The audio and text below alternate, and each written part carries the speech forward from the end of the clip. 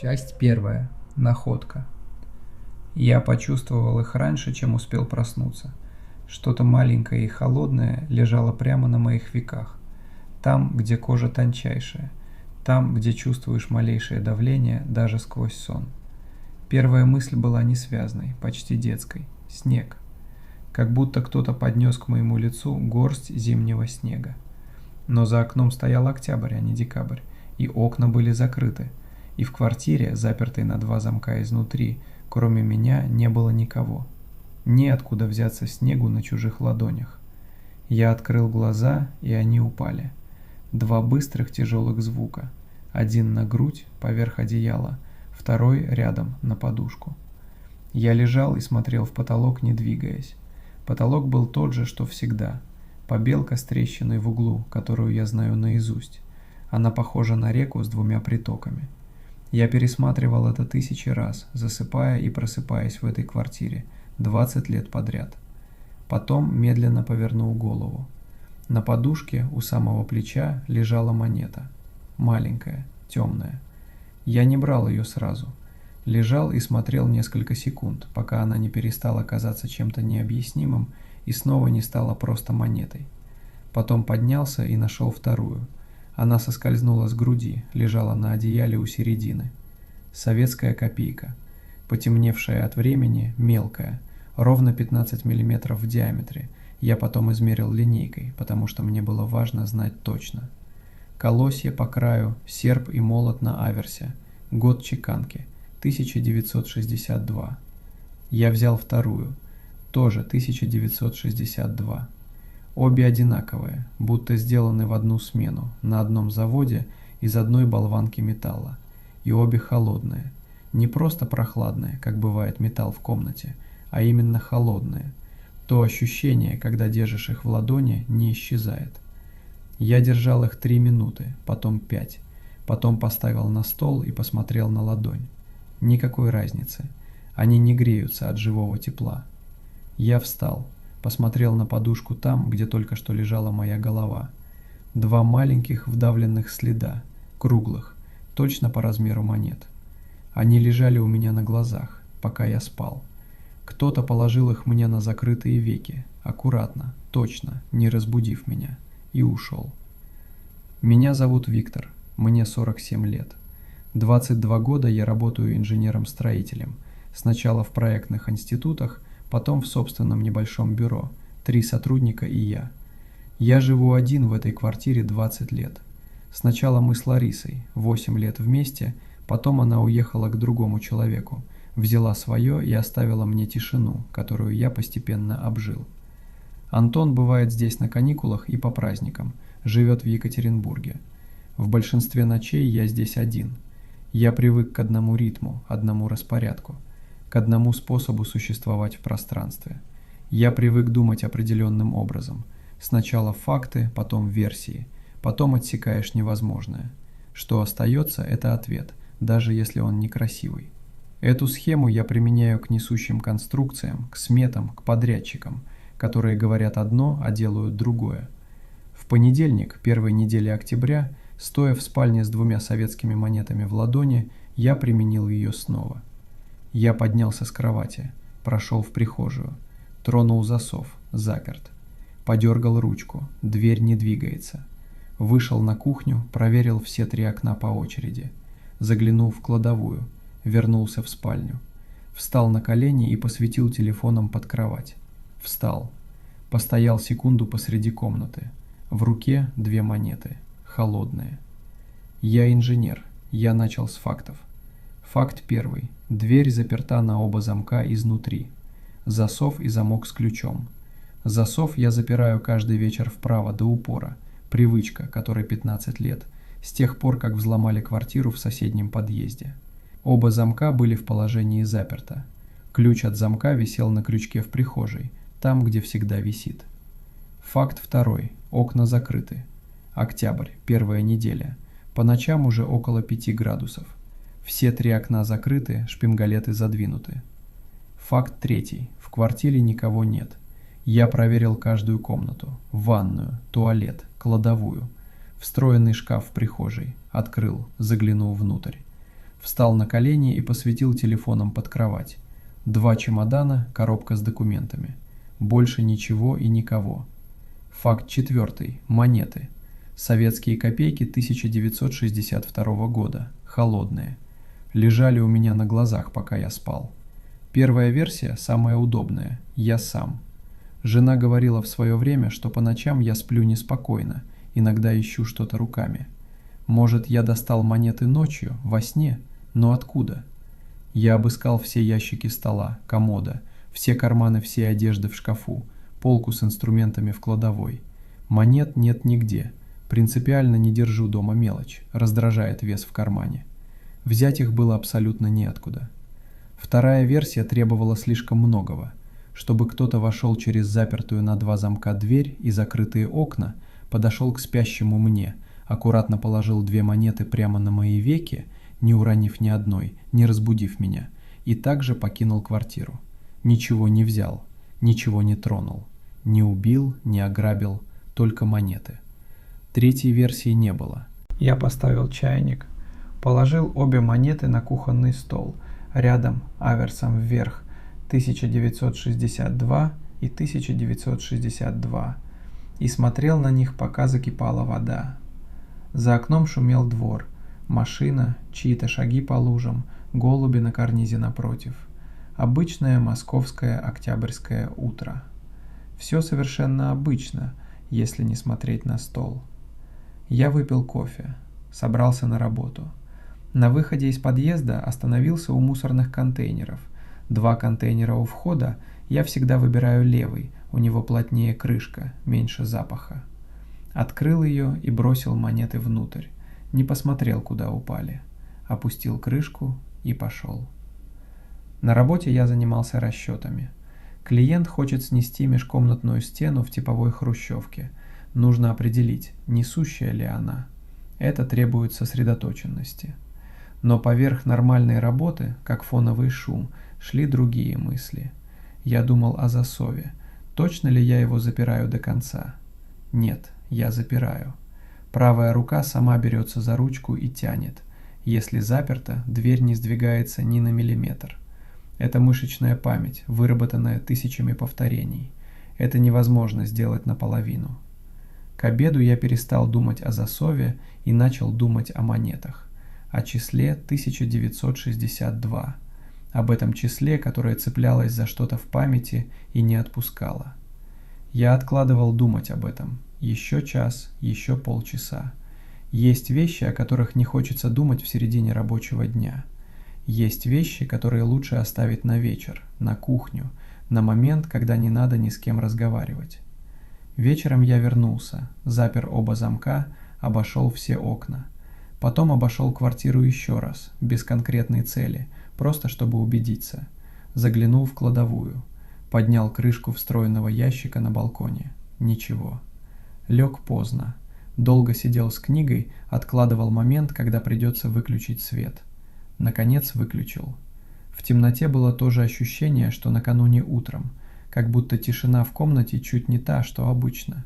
Не хуже и не лучше, просто другая. Как будто в ней что-то изменилось в составе, то ли воздух немного другой, то ли звуки немного не так ложатся. Я лежал и слушал октябрь снаружи. Капли с карниза, далекий лифт в соседнем стояке, голос откуда-то с нижних этажей. Все обычное. Я говорил себе, все обычное. Я смотрел на шкаф в темноте. Старое темное дерево, едва различимое. Маленькое зеркало в верхней трети. Оно слабо отражало полоску света из-за шторы. Я смотрел на него долго. Шкаф стоял, молчал. Ничего не происходило. Потом я отвернулся к стене и сказал себе в 3-й раз «все обычное» и заснул. Утром во вторник я снова почувствовал их раньше, чем проснулся. Та же тяжесть, тот же холод, прямо на веках, прямо там. Я лежал с закрытыми глазами и считал секунды. 3, 5, 8, 10, 11. Они не падали, значит, что-то их держало. Или кто-то. Я открыл глаза, и они упали на грудь. Я лежал неподвижно еще несколько секунд. Потолок. Трещина в форме реки. Голуби на карнизе. Они прилетают в одно и то же время каждое утро. Я давно перестал их замечать. Но сейчас я замечал. Я замечал все. Как ложится свет из-за шторы, как тихо в квартире, как далеко за стеной звякнула чья-то посуда.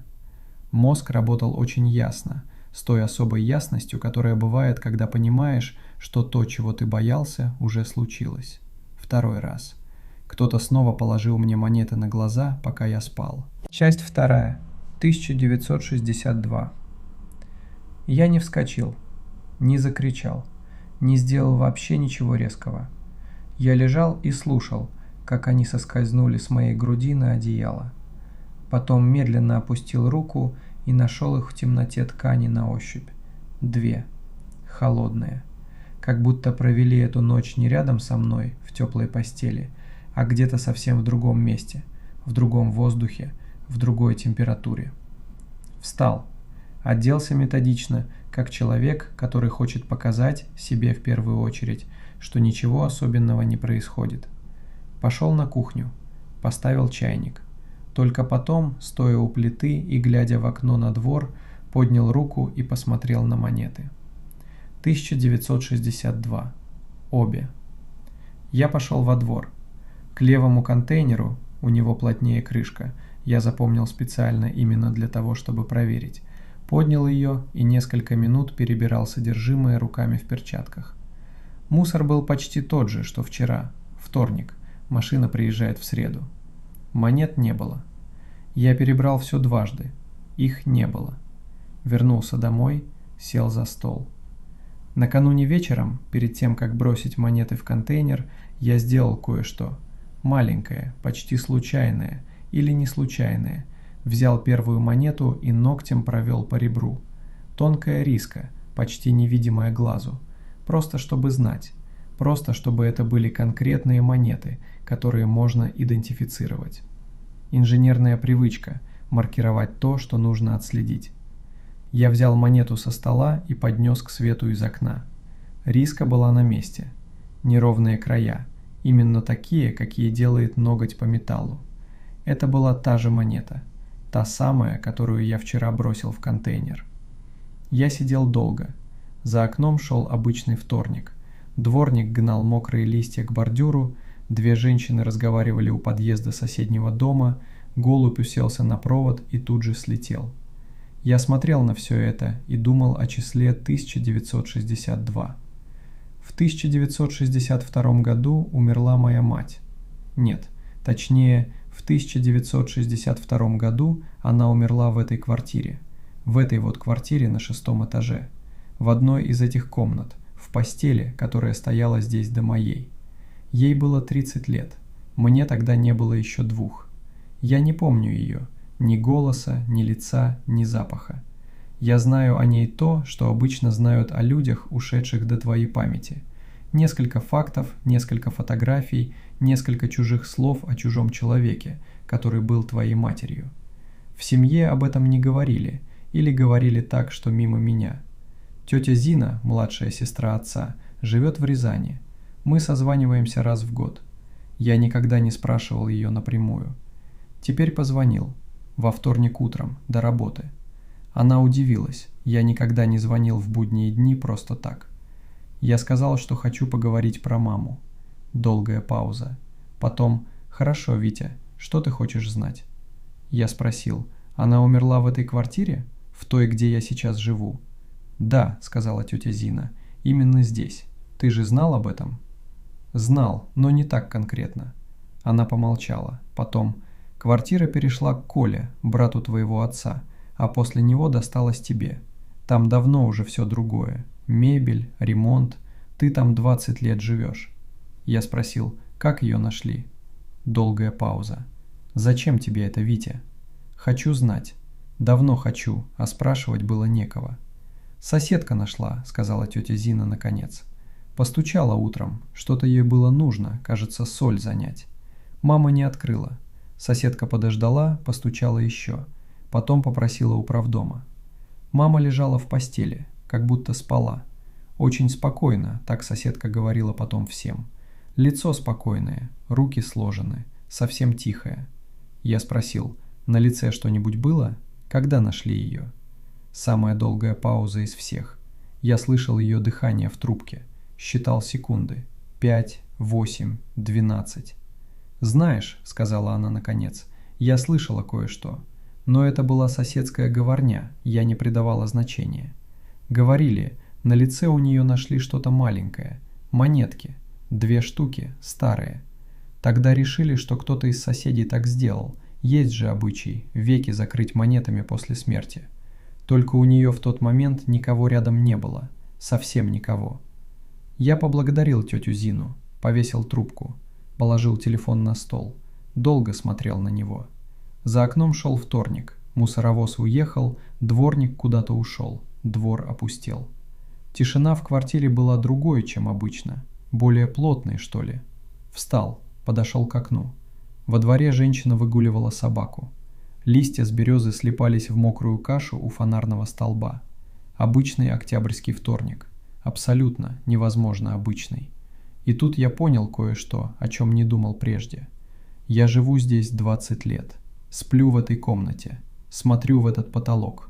Открываю это окно летом. И все это время в этих же стенах, в этой же комнате умерла моя мать. Я знал этот факт, как знают что-то отвлеченное, далекое, не касающееся напрямую твоей жизни. Теперь это перестало быть отвлеченным. Моя мать лежала тихо, как будто спала, и на ее глазах лежали монеты, которые некому было класть.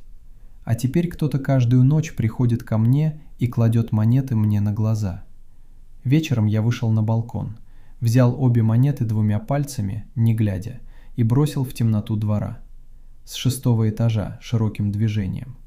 Я видел под фонарем, как они мелькнули в воздухе и упали в лужу у столба.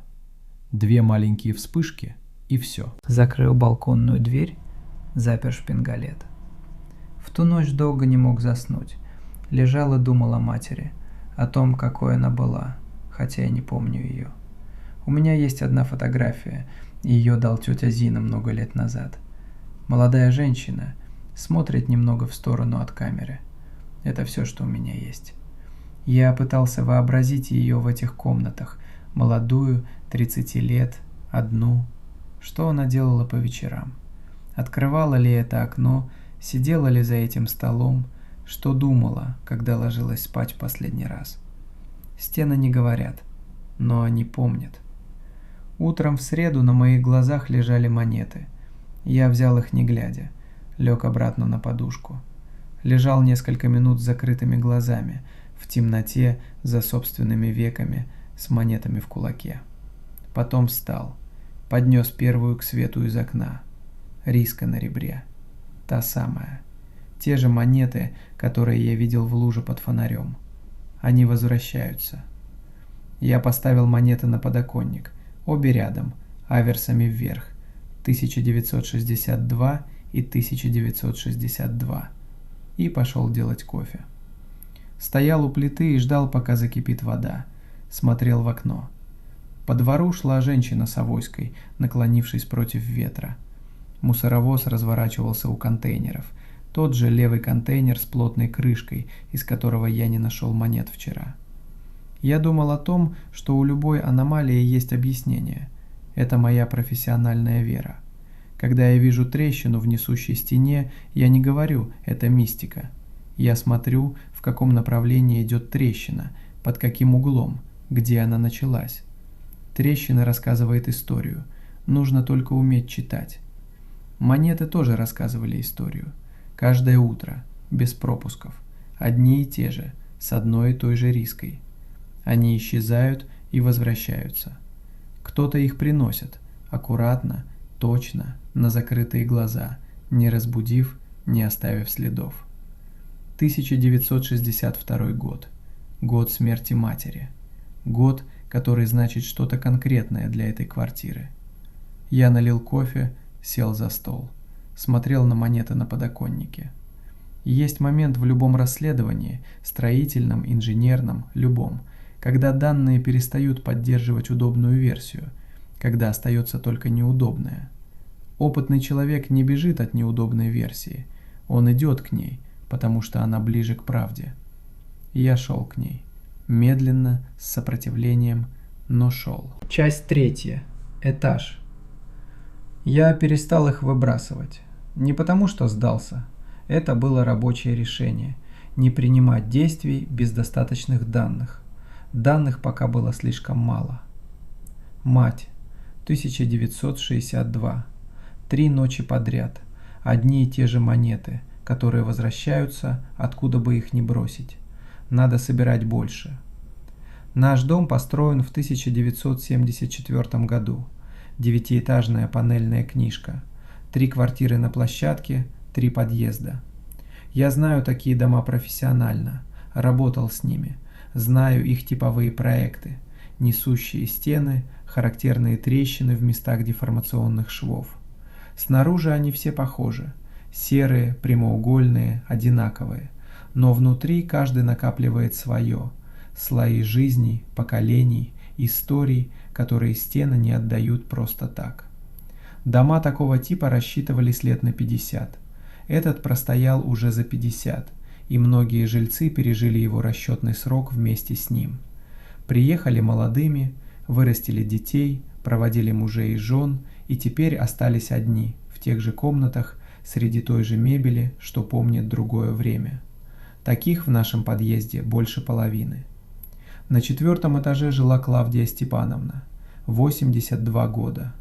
Въехала сюда в год сдачи дома, в 74-м, молодой женщиной с мужем и 2 дочками.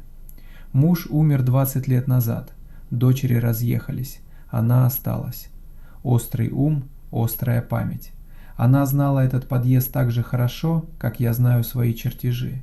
Каждую деталь, каждое изменение, каждую смерть за 50 лет. Я принес ей пакет в среду. Масло, хлеб, молоко, сахар. Без спроса. Угадал по стандартному набору.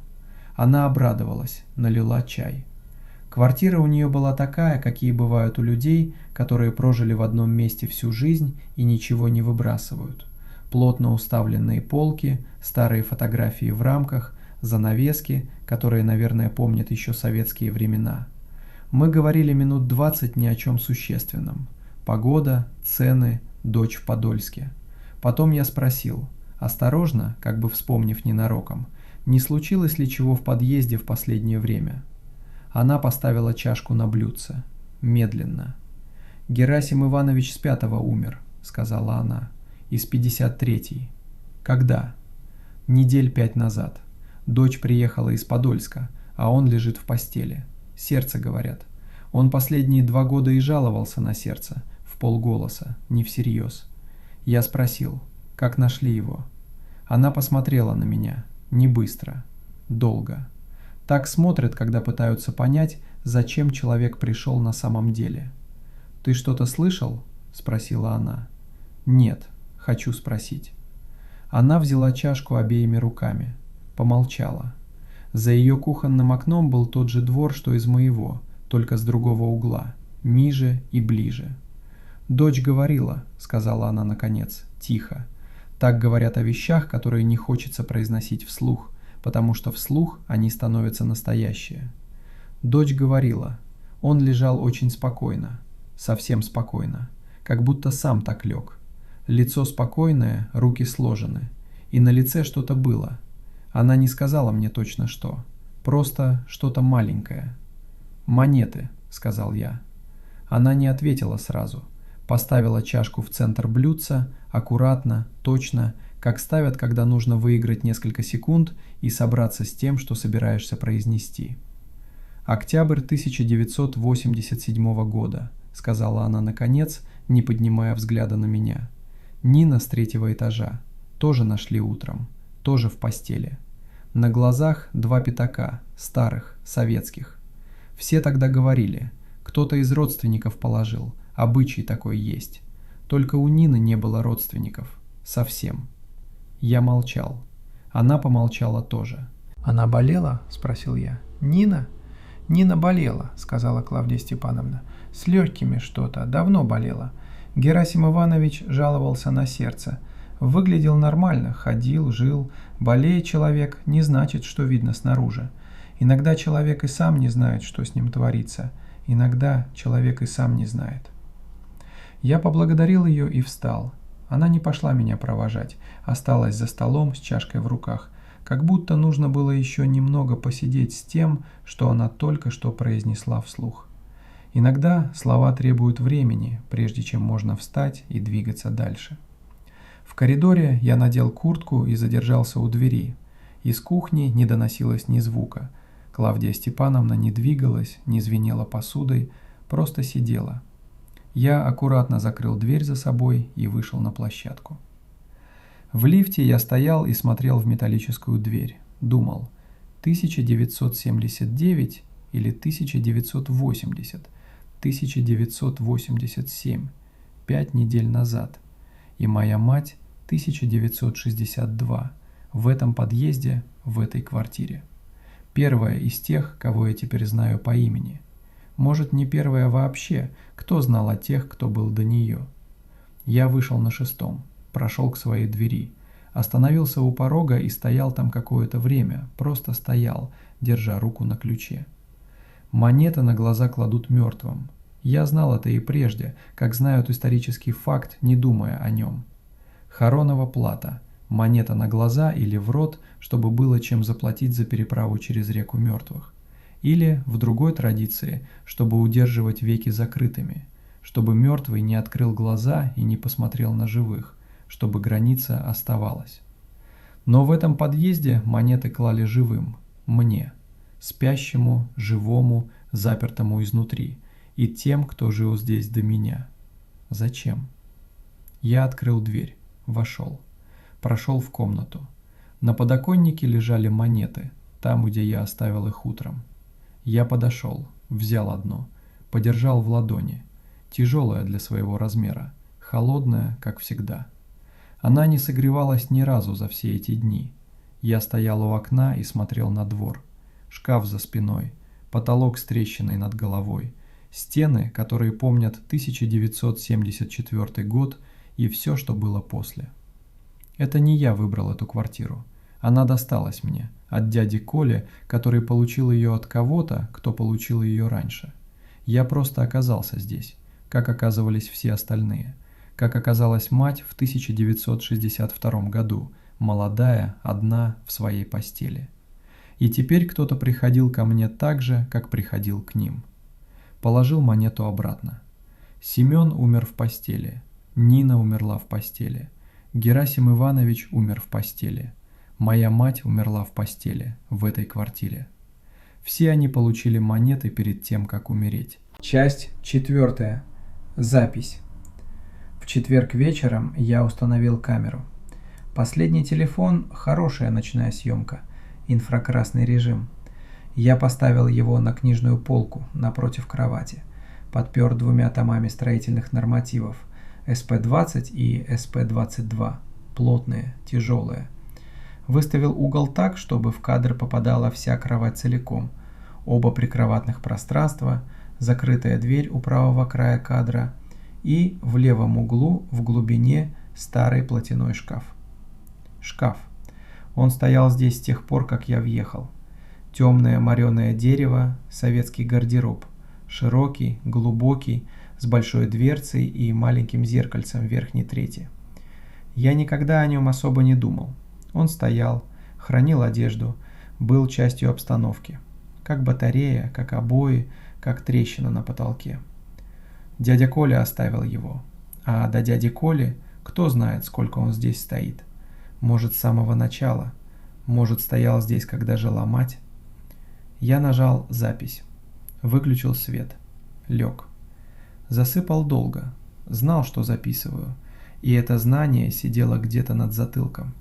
Ощущение, что за тобой уже наблюдают, до того, как произошло что-то, что стоит наблюдать. Потом усталость взяла свое, и я, наконец, провалился. Утром монеты упали на грудь, как обычно. Я отложил их на подоконник, взял телефон, сел на кровати и начал перематывать запись. Покадрово, как инженер изучает трещину. Сначала просто смотришь, потом начинаешь видеть характер, направление, природу. Первые 3 часа я сплю. Ночной режим дает зернистое, но достаточное изображение. Контуры кровати, силуэт под одеялом. Периодически поворачиваюсь. Раз, другой, третий. Закрытая дверь у правого края кадра неподвижна. В 4:43 что-то изменилось. Ни дверь, ни окно. В районе шкафа. Я смотрел на этот участок долго, прежде чем понял, что именно вижу. Темнота там была другой. Не по цвету, по плотности. Как будто часть этой темноты стала чуть более сгущенной, чуть более темной, чем окружающая. Я останавливал запись, отматывал, смотрел снова, снова и снова. Тень, я называю это тенью, потому что другого слова у меня нет, отделялась от шкафа медленно и с такой осторожностью, как будто старалась не потревожить воздух. Никакого звука. Я проверил на максимальной громкости. Слышно только мое собственное дыхание. Ровное, спокойное, как у человека, который давно и крепко спит. Это двигалось как что-то очень древнее, давно выучившее единственный маршрут и больше не думающее о нем. Подошла к изголовью, наклонилась. Я на записи лежал абсолютно неподвижно. Это остановило меня сильнее всего остального. Первые 3 часа показывали, я сплю беспокойно, поворачиваюсь каждые 40 минут. Но в тот момент, когда тень склонилась надо мной, мое тело стало неподвижным. Руки вдоль тела, лицо обращено вверх. Дыхание, слышно на записи, ровное и глубокое. Как будто что-то выключило все лишнее и оставило только дыхание, только жизненный минимум. Тень совершила 2 движения над моим лицом, точных, аккуратных, потом выпрямилась и осталась стоять рядом с кроватью. 7 минут. Я засек их трижды, пересматривал трижды, каждый раз считал. 7 минут она стояла неподвижно рядом со мной спящим. Не двигалась, не делала ничего, просто стояла. Я пытался разглядеть форму. Ночной режим дает контуры, не детали. Я видел что-то вертикальное, человеческое по высоте, но совершенно нечеловеческое по неподвижности. Живые люди не стоят вот так. 7 минут. Ни одного случайного движения. Ни одного непроизвольного сдвига веса с ноги на ногу. Ничего. Только вертикаль. Только темнота, сгустившаяся в форму. Потом тень также медленно вернулась к шкафу и стала частью темноты там. Просто перестала быть отдельной, растворилась, как растворяется туман в тумане. В 4 часа 51 минуту мое тело на записи ожило. Я повернулся на бок, как обычно, как ни в чем не бывало. Я сидел с телефоном в руках и смотрел в стену. Потом встал, подошел к шкафу. Темное дерево, маленькое зеркало в верхней трети. Дверца плотно закрыта. Открыл. Моя одежда. Стопки свитеров. Нижняя полка с обувью. Задняя стенка из фанеры. Постучал по ней. Провел руками по периметру. Никаких пустот. Обычный шкаф. Закрыл его. Следующей ночью поставил запись снова. Лег. На этот раз засыпал немного быстрее. Усталость взяла свое, и может быть еще что-то. Что-то вроде принятия. Я больше не сопротивлялся знанию о том, что кто-то придет. Я просто лег спать, зная, что в 4:43 это произойдет. И как ни странно, это помогло расслабиться. Следующим утром монеты. Запись. В 4:43 тень от шкафа. Снова. Точно то же время. Точно те же 2 жеста над моим лицом. 7 минут стояния. Потом назад. Я посмотрел запись до конца. Потом посмотрел еще раз. Только последние 20 минут. С 4:40 до 5:00. Смотрел на шкаф. На момент, когда из темноты у шкафа начинает формироваться тень. На 2 жеста. На 7 минут стояния. Пытался найти что-то, что пропустил в первый раз. Что-то, что позволило бы мне сказать: вот, это объяснение. Вот причина. Вот как это работает. Ничего. Просто тень, которая приходит в 4:43 и уходит в 4:51. 4:43. Каждую ночь, ровно в 4:43. Это становилось похоже на расписание, на назначенное время, на встречу, о которой одна сторона знала, а другая нет. Вечером я долго смотрел на закрытый шкаф, на темное дерево, на маленькое зеркало, которое отражало комнату.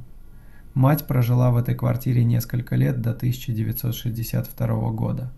Шкаф мог стоять здесь тогда. Мог стоять здесь, когда она жила. Стоял здесь, когда она умерла. Стоял, пока жил дядя Коля. Стоял все это время, темный, молчаливый, с маленьким зеркальцем, которое видело смену людей в одних и тех же комнатах. Я закрыл шкаф и пошел на кухню. Часть 5. Диагноз. Антон позвонил в пятницу, в конце рабочего дня. Обычно он звонит в воскресенье, пятница – редко. Я увидел его имя на экране и зачем-то отметил «пятница, не воскресенье». Потом ответил. Он спросил, как я. Я сказал «нормально». Он спросил, когда я последний раз был у врача. Я подумал, 3 года назад, может 4. Он сказал, «Папа, тебе 47. Это возраст, когда профилактику надо делать раз в год. Это не опционально». Я пообещал. Обычно такие обещания я откладывал. До следующего раза, да потом. На этот раз записался в тот же вечер. Не только из-за Антона. Из-за того, о чем думал уже несколько дней. Нина болела, с легкими, давно. Семен Архипович, возможно, тоже болел и не знал. Герасим Иванович жаловался на сердце. И монеты появились у них не после смерти, до смерти. Кто-то приходил к ним, пока они еще были живы. Кто-то приходил и уже знал то, чего они еще не знали о себе.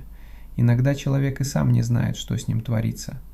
Прием был в среду. Врач, женщина лет 50, говорит ровно, без лишних слов, без попыток смягчить интонацией. Осмотрела внимательно, взяла анализы. Я ждал 2 дня. 2 дня – это 50 часов, которые проходят в обычном режиме, и это странно. Ты едешь на работу, считаешь нагрузки, пьешь кофе, разговариваешь с сотрудниками. Один из сотрудников рассказывает анекдот, и ты смеешься в нужном месте. Ты заказываешь ланч из той же кафешки, что и всегда. Ты согласовываешь смету с клиентом по телефону, спокойно, по существу. И все это время, поверх всего этого, существует другая реальность. Где-то в лаборатории находятся твои анализы, и кто-то смотрит на них и уже знает что-то, чего ты еще не знаешь. Это странное ощущение, как разрыв между тобой и информацией о тебе самом. Как будто ты существуешь не полностью, пока не знаешь. И добавить к этому еще монеты. Каждое утро – монеты. Каждую ночь в 4:43 – тень от шкафа. 7 минут стояния рядом. Жизнь стала многослойной в том смысле, в каком она никогда не была раньше. Сверху – обычная, рабочая, нормальная. Снизу другая, которую я не понимал, но уже не мог игнорировать. В пятницу она позвонила сама, сказала: «Виктор Михайлович, приедьте». Я приехал, сел напротив. Она раскрыла папку. Поджелудочная железа. Образование, которое требует немедленного дополнительного обследования. Размер, расположение.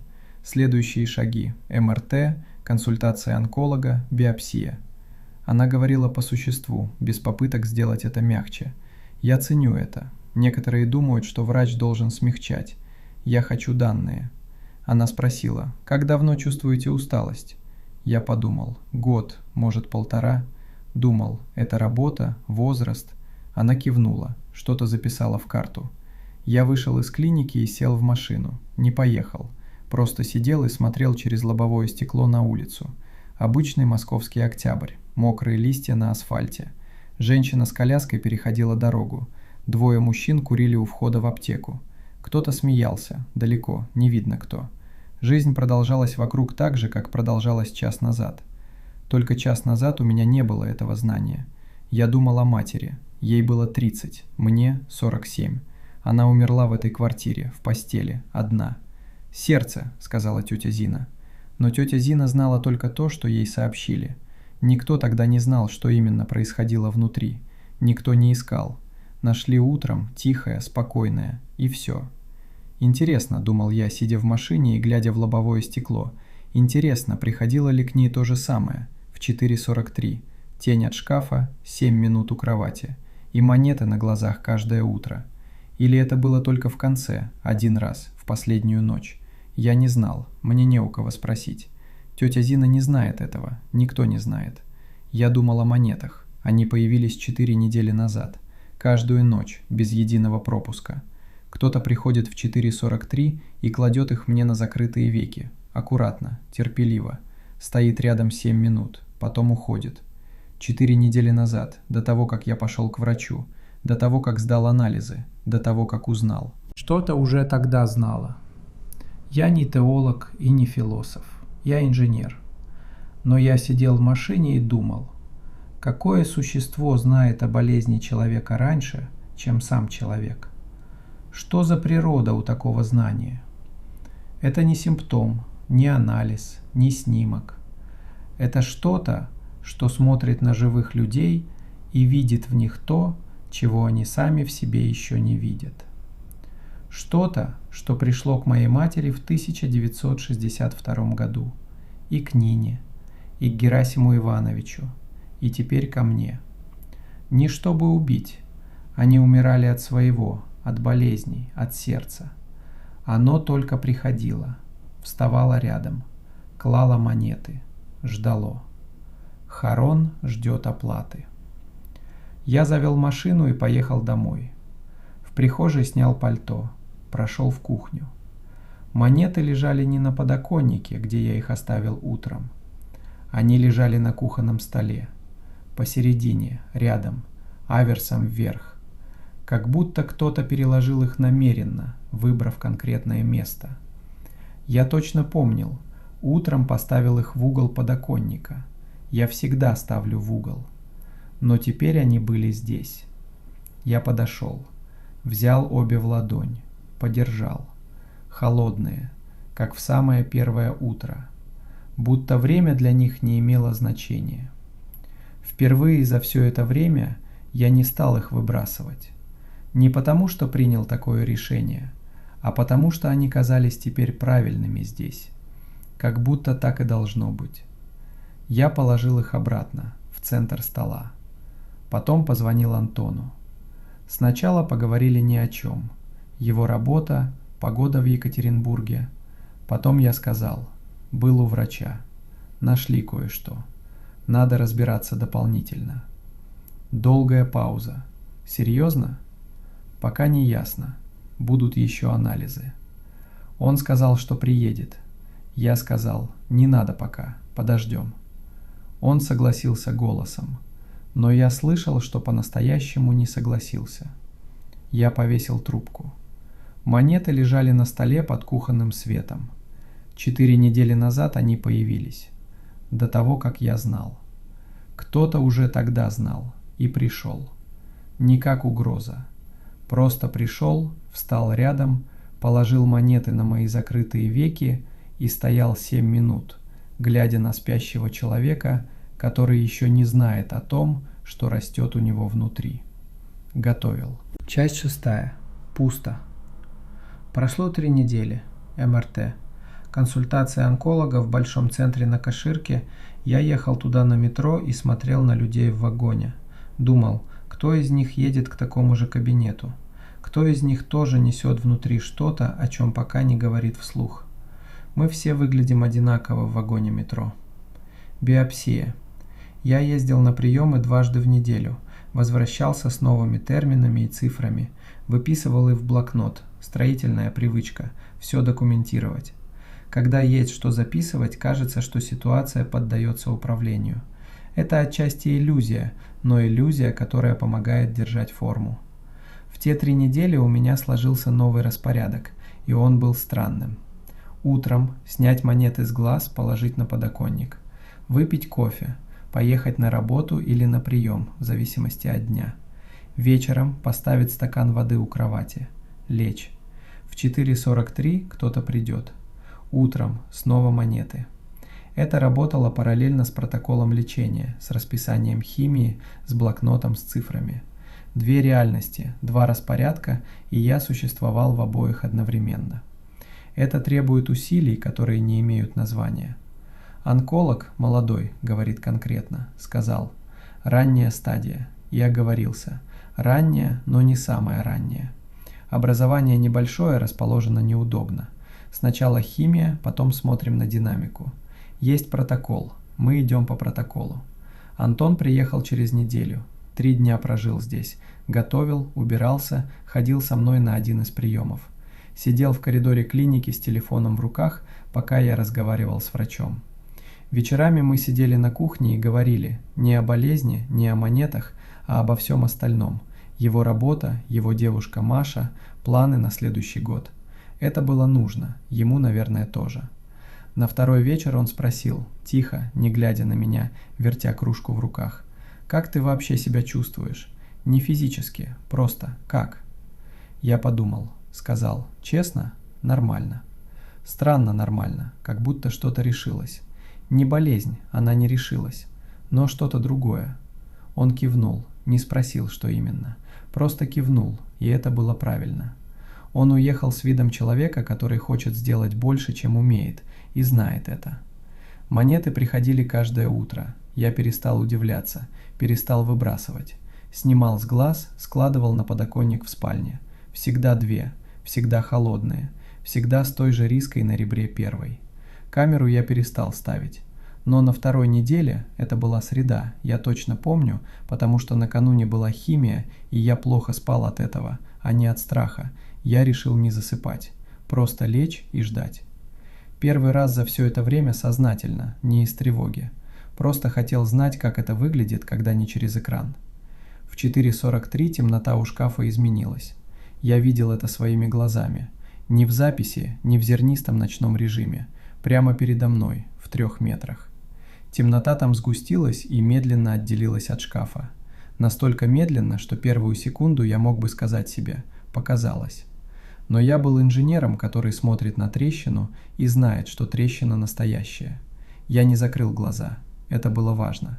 Если есть что наблюдать, наблюдай до конца. Она подошла к изголовью, наклонилась. Я не чувствовал ни холода, ни воздуха, ни чего-либо физического, только присутствие, как ощущаешь человека рядом в полной темноте еще до любого касания, когда понимаешь, что рядом есть кто-то живой. Что-то живое занимает пространство. Она занимала пространство. 2 движения над моим лицом. Точных. Я не мигал. Потом она выпрямилась. Я смотрел на экран телефона, на цифры. 7 минут она стояла рядом, а я лежал на спине и смотрел туда, где она была. Не видел лица, не видел рук. Только форму, вертикальную, абсолютно неподвижную. Так стоят только те, у кого нет расписания, кроме одного этого. В 4 часа 51 минуту она вернулась к шкафу, просто перестала быть отдельной. Я встал, прошел на кухню, выпил воды стоя, не включая свет, вернулся, лег, заснул ближе к 6. Утром монеты.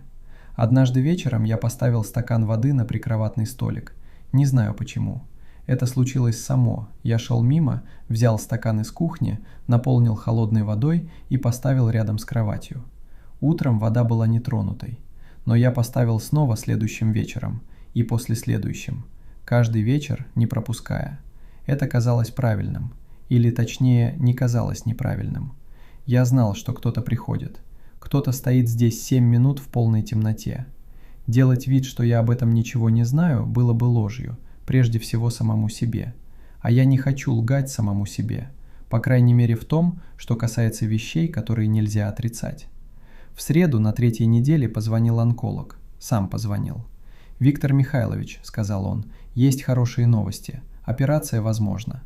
Не сейчас, нужно завершить первый курс, посмотреть на ответ опухоли. Но прогноз лучше, чем мы рассчитывали изначально. Значительно лучше». Я сидел в машине у клиники, слушал. «Возможно, это не гарантия», — сказал я. «Нет», — сказал он, — «не гарантия, но хорошая вероятность. Работайте, живите. Это важно, продолжать жить». Я поблагодарил, повесил трубку. Сидел еще минут 15, просто смотрел в лобовое стекло. Полная пустота в голове, ни одной мысли. Это случается со мной редко. Я принял ее. Потом подумал, если прогноз лучше, остановится ли она сегодня ночью? Придет ли в 4:43 или уже все? Я не знал, по каким правилам это работает. Я не знал, есть ли у этого правила вообще. Есть вещи, которые невозможно вычислить, и инженер должен это принять. Не потому, что сдался, а потому, что это правда. Вернулся домой около 8 вечера. Прошел в темноте на кухню, поставил чайник. Выпил чай стоя, глядя в окно на ночной двор. Почистил зубы, налил стакан воды, поставил у кровати. Лег. Заснул быстро, первый раз за несколько недель без долгого лежания в темноте. Утром я проснулся, лежал секунду, ждал. Ничего не упало. Я не двигался. Медленно поднял обе руки и провел ладонями по лицу, по лбу, по векам, по щекам. Кожа, просто кожа. Никакого холодного металла, никакой тяжести. Ничего чужого на закрытых глазах. Сел на кровати. На подоконнике лежали 2 монеты, там, где я оставил их вчера вечером. Я подошел, взял первую. Риска на ребре, та самая. Монета не двигалась с вечера. Я проверил подушку, одеяло, пол у кровати. Ничего. Поставил чайник, сел за стол. Сидел и ждал, сам не зная чего. Может быть, что монеты появятся позже, что я проснулся слишком рано, и они еще придут. Время шло. 5 минут, 10, 15. Чайник засвистел. Я заварил кофе. Выпил. Встал. Прошелся по квартире без цели. Кухня, коридор, комната. Вернулся. Умылся, оделся. Монет не было. Потом встал и прошел в комнату. Просто так. Ноги сами привели. Остановился у шкафа. Взялся за ручку. Открыл. Одежда, свитера, обувь внизу. Все на своих местах. Я хотел уже закрыть и увидел. Верхняя полка. Я никогда ничего там не держу. Слишком высоко, неудобно доставать. Всегда пустая. Но сейчас там что-то лежало. Небольшое, темное. Я встал на цыпочки и взял это в руку. Фотография. Черно-белая, небольшого формата. Такие делали в фотоателье в 60-х. На плотной картонной подложке с закругленными углами. Женщина. Молодая, лет 25, может меньше.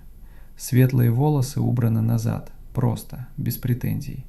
Смотрит в объектив прямо, не улыбается и не хмурится. Просто смотрит, спокойно и внимательно. Так смотрят, когда хотят что-то запомнить, или когда хотят, чтобы их запомнили.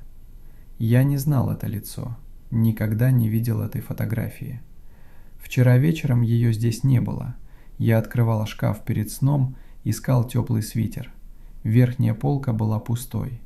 Я точно помню, поднял руку, провел ладонью по верхней полке.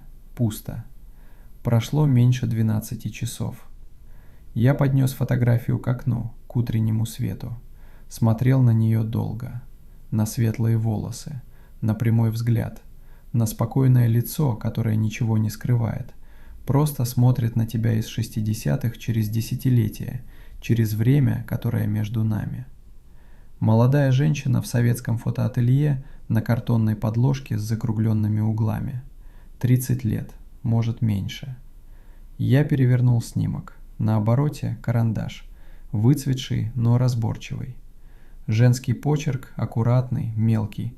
Так писали тогда, в 60-х. 2 слова. Я прочитал их. Стоял долго, у окна, с фотографией в руках. Потом заметил, что сжимаю ее обеими руками, как сжимают что-то, что боятся уронить. Разжал пальцы, посмотрел на свои руки. Обычные руки, 47 лет. Мозоль от карандаша на среднем пальце правой. 22 года чертежей. Я не понимал, почему плачу. Я не плакал у онколога. Не плакал, когда читал про стадии и протоколы.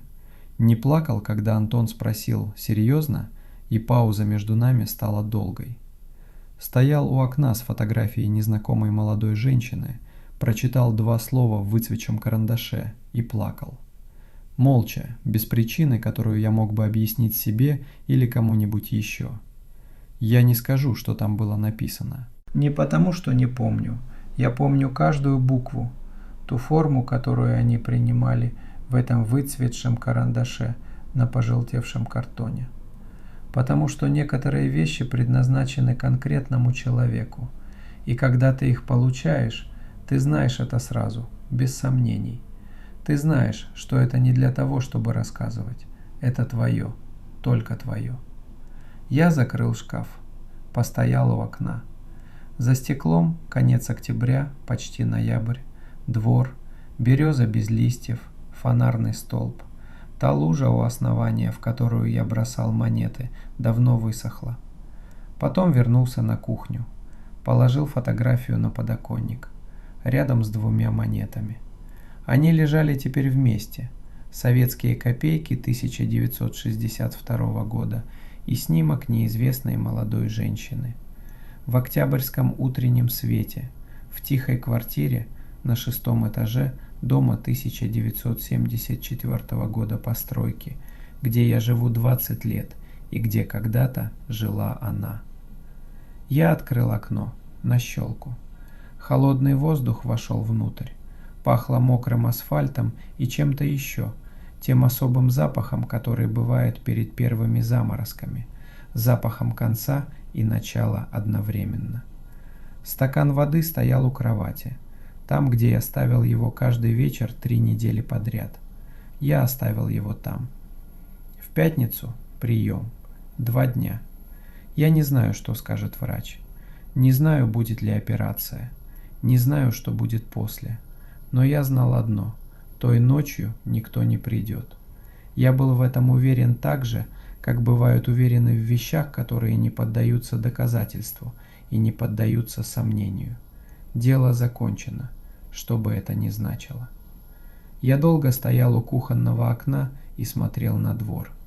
Фонарный столб, береза, скамейка у подъезда, мокрая, никого. Где-то внизу хлопнула дверь, прошли чьи-то шаги по асфальту и стихли. Обычное утро конца октября в обычном дворе.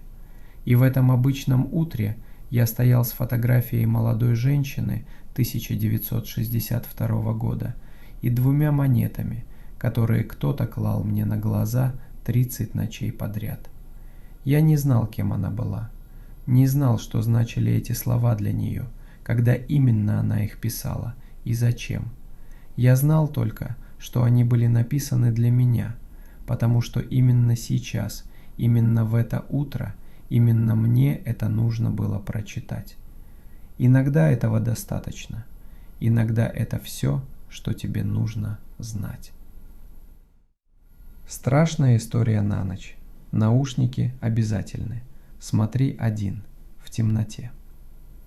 Если ты досмотрел до конца, подпишись.